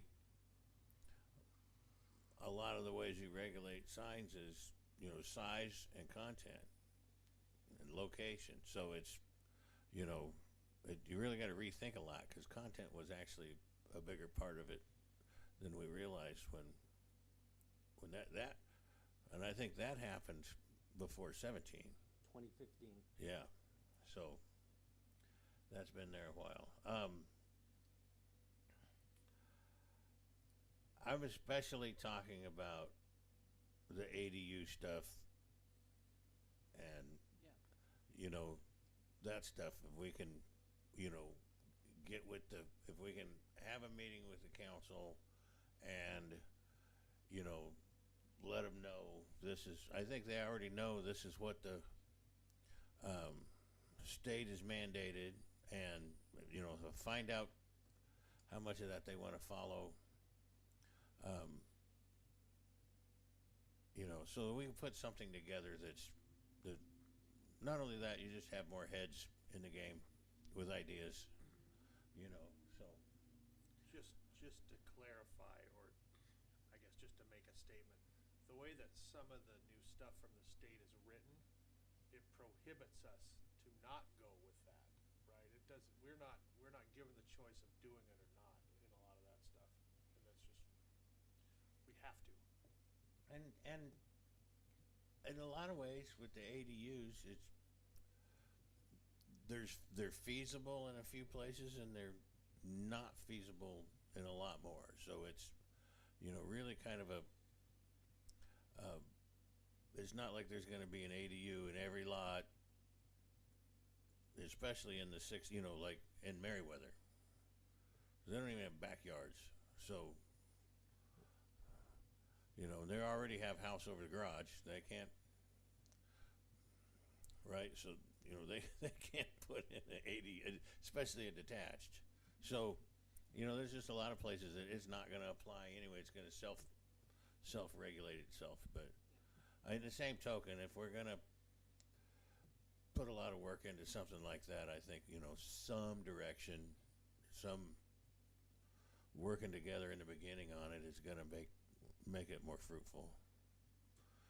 So. Yeah, and like on one of them, it was talking, well, on a couple of those boxes, it was talking about the LDR, like 7,500, I think it was, or 7.2, or whatever that list was. It changed it from a minimum lot size to how many, it had a minimum of units per lot, but that doesn't preclude somebody then from like saying, oh, well, I'm going to do half an acre of a playground, and now we have 1,500 square foot lots. If you don't make a minimum lot size. And I guess, and like when I was talking to Dave, I see things a lot from how can people manipulate this to make things like not necessarily the homeowner, but the developers. Like how can I manipulate this to make the most money, but no one likes it. But you can't afford anything else. Well, the market will regulate whether the developer makes money trying to sell stuff nobody wants, right? You can sell stuff that people want for a lot more than you can sell stuff that people don't want. Not when you can't afford anything else, and that's the only thing available. Like we don't have nothing's affordable anymore. Right, but in Woodland we have the majority of our apartment units are owned by the Housing Authority and the Catholic Diocese, so those aren't available, which drives up the cost. And then you have developer, like sometimes people take what they can get until they can hopefully buy something else to buy out of it. But it's not because they want those, but if that's the only thing that they can afford to do, you know what I'm saying? Right.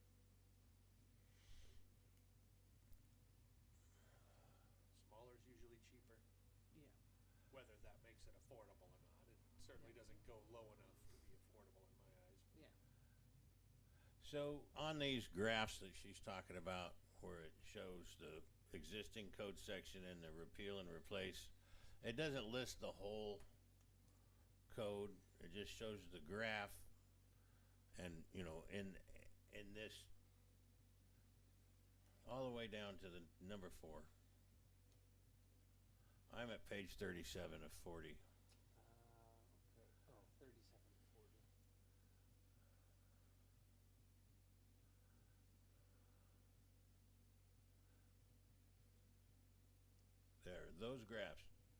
So it says the existing code section to be superseded.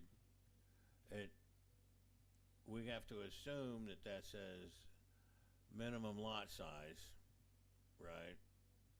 And then it's amended to say 50% of, or up to, I don't see how that went from 6,000, there's not It went enough from definite. lot size to density is what it did, right? Well, like I said, there's not enough of the English language on there to really define what it's doing for me. You know, Yeah, I think if there was, I'd be able to do a little math in my head and find out what the difference is. But just what looking does at those, 50% refer to? I mean, I get the 6 units per acre, but what's 50%? I'd Lot need, coverage? I'd need to pull out the staff report and find out what the findings of the individual sections were. Off the top of my head, it's been long enough that I don't remember. yeah, same thing. It's like the Excel spreadsheet, and I have to have two computers going and have one open with the code, and then read what that code said, and then go, oh, okay, that's what wants to be taken out, and that's what wants to be put in with that line of code. But I have to have two screens open to do it, because I can't click back and forth. So.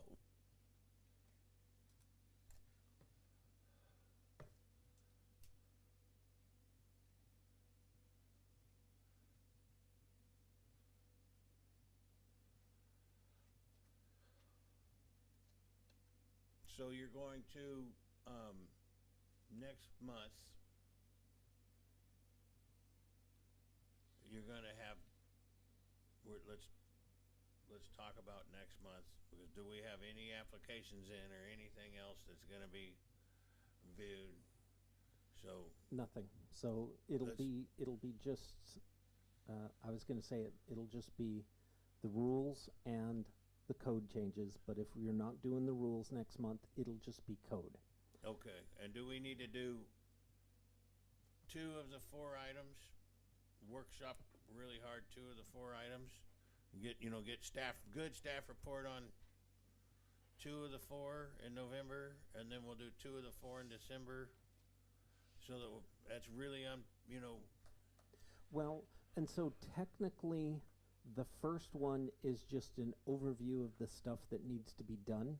And then the fourth, which is the draft ordinance, it covers a lot of what is in the technical memo from the consultant. And so I was thinking I would focus on number 1 and 4 next month.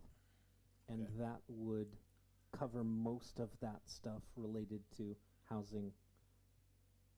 And then the miscellaneous codes and the sign, you can put that off to a later discussion. yeah, we can. And I thought next month that I might do more of the presentation to bring you up to speed. So, and then you could have maybe a month to think about it in December, rather than trying to move to the other 2 items, which is the miscellaneous code and the signs. Because we need to bear in mind that once the comp plan is open, we need to bring our code up to speed within 6 months. Otherwise, the state takes control and the state standards apply regardless of what our city code says. So 1 and 4 are the priority for the next 6 months. So, you said comp plan, and we got that letter from the county, and is the city council gonna just go ahead and approve it and print So- it like it is, or are they gonna want some adjustments made, or? So that is going back to the council next Monday for the first reading. So they're going to have a public hearing and then do a first reading. They did a public hearing and a discussion last meeting, and they did not discuss any additional changes. They just took public testimony and didn't really have much conversation about it at that point. Did you guys, were you aware that there was a letter from the county, from Cowlitz County, about our comp plan there Was that their SEPA comments? That was their SEPA comments. And I extended the SEPA comment period. Theoretically, anybody can comment on the SEPA and the ordinance up until the scheduled last hearing is November 17th. So there's 2 hearings coming up. That's October 20th and November 17th, where they will do a public hearing and then an action item. October 20th will be action item first reading. And then on November 17th, that's a month, so it's not their next meeting, but a month after that will be a final reading after a public hearing on November 17th. I made everybody a copy of the letter from the county. Just so you, that's just bathroom reading. Oh, would you get half a page? All right. So go ahead and pass that page down too. There you go. All right. It's a 2-pager. So, you know, they tell us in public speaking, never hand out papers while you're talking because people will just start reading the paper. But anyway, that's just the notes from the county. And I guess if I was to go back to the agenda, we would probably say we're done workshopping this stuff, you think? Right now, we know what we're going to do next. All right. So then we're going to go on to staff reports. Anything for us to know? So since the last meeting, we have some new construction that has started. That is at the Wendy's site on the corner of Beechwood and Pacific. And then it looks like most of the utilities and the infrastructure installation at the 3rd phase of Alder and Ash, which is at the north end of town. I think we're going to do a final walkthrough and acceptance of those improvements, and so we'll see some construction starting to move north on that final loop. They are working on the on-site improvements, and I think they are pretty close to being done. I think they are I think it might be too late in this season to do the frontage improvements on 503. So I think they might postpone that till next summer, but I think they're going to bond for that and then record the subdivision there. And then lastly, I think the next big thing is Trammell Crow is working with the neighbors to build Rose Way to the south end of their property line, and Trammell Crow is pretty close to pouring the foundations for their big warehouses on North Pekin. And that's kind of the update of the new construction since we last met. Okay. I have not. My understanding is the port had a very successful recruitment, and they had something like 220 applications. So they're sorting through that, and I volunteered to, if they wanted some help with the selection committee, that I'd be available, and they said they'd let me know. They're narrowing it down at this point, so no news yet. So I have a couple questions. The little hotel, Hanson Lane, the building that burned a while back, do we know what the roadblocks are for that, why that's not changing? That's the Wendy's site. They are opening. They opened up the dirt this week, and they're doing their No, improvements. no. Hanson Lane, not the Hanson Hotel or the Scandia or whatever it was, but is that Seventh-day Adventist Church behind that? Like, if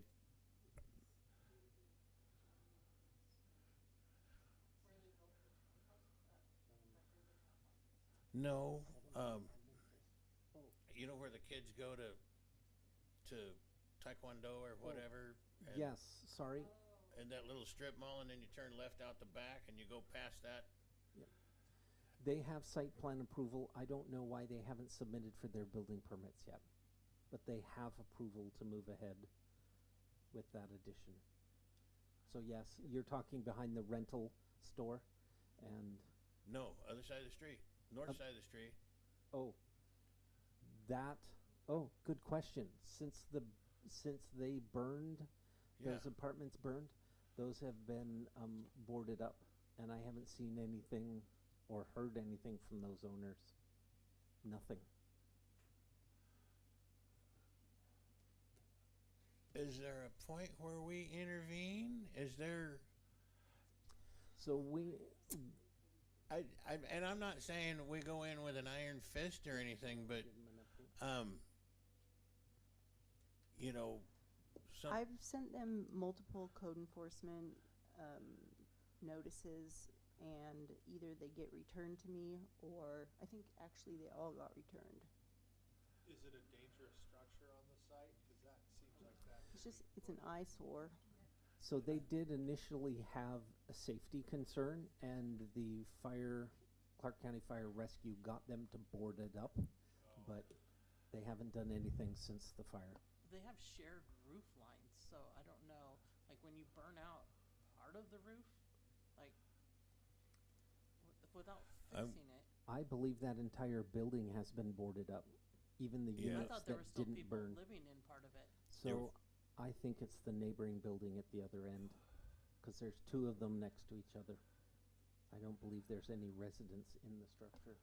I think there are. Oh, are there? Mhm. Yeah, Like half of it's boarded up, and then they're still living in the other half. yeah. Oh. We can ask fire to look at that, or building.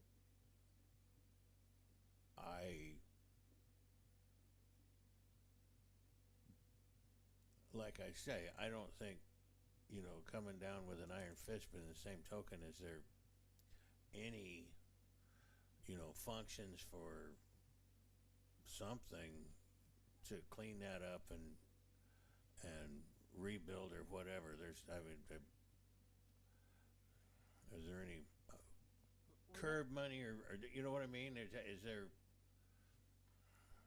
Well, they would have to be paying their water bill every month because it's a rental unit and the landlord has to pay it. So somehow that's getting through. It didn't look like anybody lived in there, but just looks can be deceiving. But I just thought, boy, that's been that way a long, long time. A few years. Yeah. So.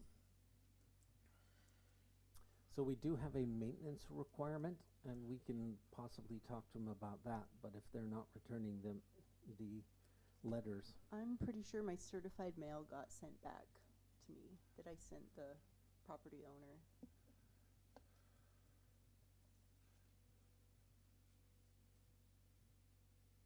Okay.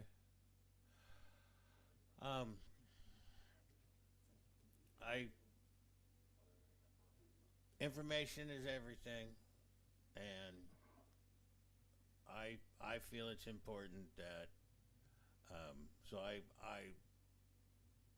know when, before I was working with you on the agenda, it was always kind of having to click onto the city site all the time to see the agenda, see if it came. And so this time, gang, when I saw it was there, because I knew I had approved it, when I saw it was posted, I asked Travis to send you guys all a notice that the agenda was ready, so you'd be able to look at it. And I'm going to ask for that to be every time. Then really, anything that is pertinent to work we're doing or have done that gets added to the city website, like the letter from the county, if at a minimum everybody could be notified that there's a new attachment to something, and either here's the link or we can go look for it or whatever. But there's been updates to this or updates to that. I can't do it for everybody because then it's having a meeting without being in a meeting, without notice and all that stuff. Okay. Or I would just do it for everybody. But if we can keep up on that, and then I know you guys are busy, but so there's things on the city website and the city project stuff that probably don't need to be there anymore. Okay. Like the Brown and Strauss site plan, and there's site plan, if they've been, if they've expired, if that could be updated on there as well. And I don't know, am I making more work for Bretta? No. I, So I do have the ability to retire those pages, and there are some that I leave up there for a longer period because I know if it goes up for sale or people are asking about whether or not a property has an approved plan or critical areas, that's part of the reason why some of those older ones are still on there. And so part of it is strategic, and part of it is that they are still active. So if you see something and you have a question, you can contact me. But a lot of that stuff, if it's older, it might be like, for example, there is a 2-lot short plat that's on the hillside next to the water plant, and they have geotech problems because it's a steep and unstable slope, and it's for sale, and people call me all the time. And because I do have that geotechnical information, I just refer them to that web page, even though the subdivision expired like years ago. So there might be a reason for it, but if you have questions, you can call me. And the other thing I was going to say is I've also been at jurisdictions where we notify the Planning Commission of any notice of application or notice of decision that gets issued. So I can start sending those to you just as a general, because I send those to the city council currently and the mayor, but I don't necessarily send them to the planning commission because they're not planning commission related. But if you're interested, I can start sending those to you as well. yeah, well, I used to get all those into my city email. We were part of the, we were part of the string back then. Okay. It's just, how else, unless you really patrol this thing, how else you gonna know something new's in here? And we are really supposed to try to be keeping tabs on the demands on our streets and our roads and our different things as well, so we can make good decisions by knowing these things. So, I think it's a good idea to let us know when those kind of things are happening. I was just thinking of something that did just happen, that there was it's not even on here on the city website for it, but I can't remember it at this time. But there was something new that happened. Anyway, all of the information people can get, the better for helping make these decisions. Is kind of my feeling. So. Did you have a comment? Yes. I was wondering, and I think Travis would probably be able to tell me, the dentist office, the old Van Dyke, what is going in on there? Because I saw something. That's converting to a Domino's. A Domino's? I have said for years that would be a money-making venture. I don't want to run a Domino's, but interesting.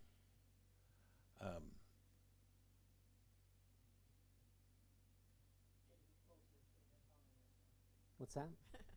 Said we're getting closer to an Italian restaurant. Yeah. Italian sandwiches. Okay, so then what's the time estimate for the new restaurant going in where Spruce was? Coming soon. They are still working on their architectural plans. I think they're waiting for their consultant to do the designs.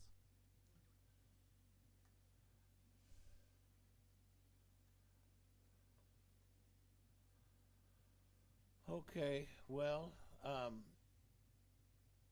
TikTok. yeah, let's go ahead and get a motion to adjourn, and I want to thank these people for sticking it out all the way through. I second. Somebody's got to make a motion. She already did. Oh, you did? Okay. 1.6 seconds. All right, after you motion been finished made, your seconded. sentence. All those in favor? And Aye. let your mom know she's been missed tonight. Yeah, she told me she wasn't gonna be here. I already knew Donna wasn't gonna make it. She was busy. I'm gonna have a talk with her. She apologized to me for not coming. I told her it was okay. Because she said she was busy on Tuesday. I said it's okay that I'll hear that. Good night, everybody. Good night. Oh, is that your grandson? That is. Oh, he's a good looking kid. Yeah. Senior this year? Looks nothing like me. Yeah, senior this year. Go off to school somewhere? He plays soccer, and he just got offered a spot on the varsity team at the University of Hawaii. Oh, really? I'm gonna have to go over and visit. I was gonna say you can do what Douglas Freiberg does and bring a cushion with you. Oh, there you go. You bring it. I'll put it in the back room so you don't have to carry it with you every time. We'll just break it out for you.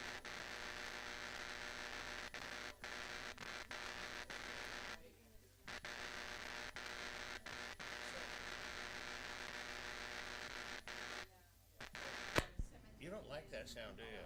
Oh. If you were as deaf as me, you wouldn't hear it.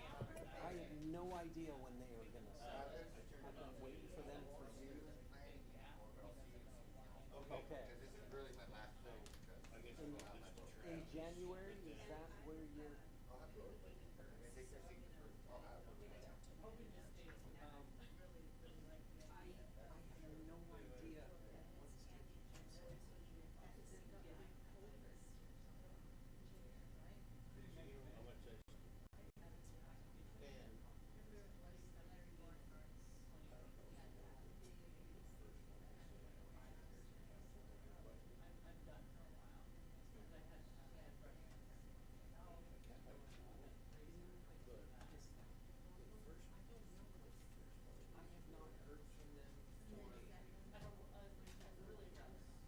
heard from them for. Oh, that's on the corner, so it's the Walton exit. Yeah.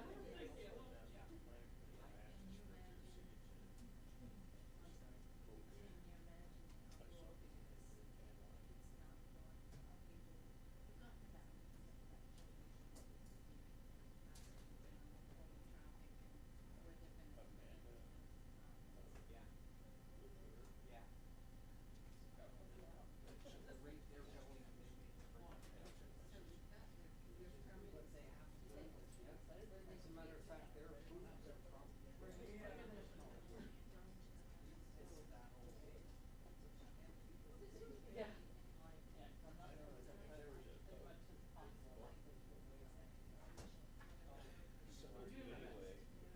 So anyway, I was pretty irate over that. Have a good night.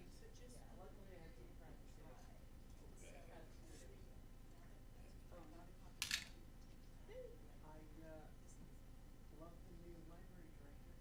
Super sweet. Okay, so then we need to update The other day, this we're gonna put to an put- additional, we're required by code to post So- the police department, Oh, city hall. We're not making many changes to our rules, but, We're gonna start doing the that. open public record stuff, I remember having to ask that ex parte communication thing over and over and over, every time, 6 times in a night, and it's just part of it, and it's okay, but, some of this I'm still sinking back into. Yeah. I forgot to do the I same never thing. got Probably missed it. one Even if- email from you. After I ever. made sure I had Well, 3 since I joined, we got through it, it's, so I don't know if there's something funky about you want it. these? Mine came into my personal email, actually. The only one I got is, Sissy everybody and wrote that, so I better. Well, I'm glad, the I'm only glad one that I makes you ever got happy, that'll from make, you.